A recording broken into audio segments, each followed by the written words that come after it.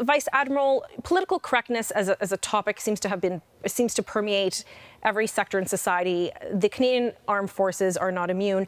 How, in your opinion, has political correctness impacted the Canadian Armed Forces?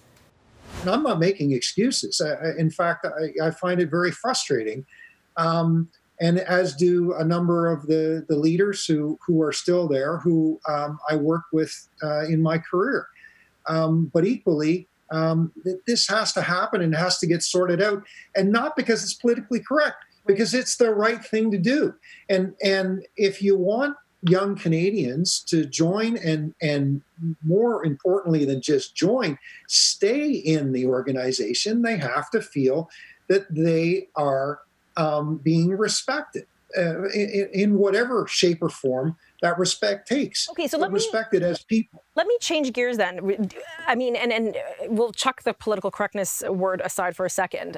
You know, we have persons who enlist or are currently in the forces who have various conditions or various identities that, and they would like accommodation. For example, transgender persons. But then some people argue, well, how much accommodation can happen until, or how do we measure accommodation versus operational capability, and how do they intersect, and how do the two impact each other? So, for example, if someone's transitioning and they're going through multiple surgeries, well, how is that going to impact their capabilities or the operational capability of the armed forces? So I think this is a valid question, and I think people think about this. Yeah, and I'll try to do it justice. So look at the first thing I think your viewers need to understand is, notwithstanding how some may view the systemic erosion of standards or whatever the premises of their own perspective on the armed forces, the bottom line is there are universal standards for performance, individual personal performance inside the armed forces. And although some people in the armed forces may not be conducting themselves and viewing this the way they should, the system looks at this and says, we really don't care what who you are, how you identify, whatever those issues are, as long as you can perform these functions. And if you can perform those functions, then you meet the standard, and the rest of it really is a distraction.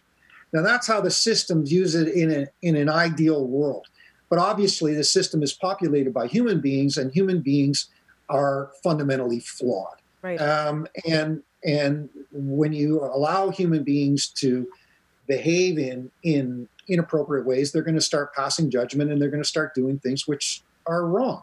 How do people get accommodated through the example that you described? Well, like anybody else who's going through any type of medical procedure, there's, again, the military has processes. My God, does the military have processes? And so then there's an evaluation of where you are medically. Are there any restrictions on your employment while you're going through these medical processes, et cetera, et cetera?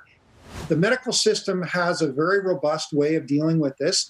And when you're able to go back and perform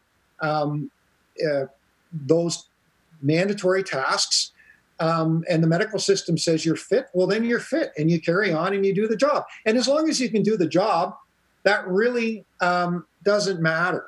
And this is why the whole gender issue and everything else are legitimate issues from the perspective of people not being treated with respect and dignity. Correct. But they aren't legitimate issues from the perspective of whether they can do the job or not, because they don't matter to whether you can do the job. Okay, the specifications for the job are very clear, and if you can do them, you can do the job. Okay, that was a very good explication of that, because a lot of Canadians are curious, and I'm curious about that, so I think that really explained it.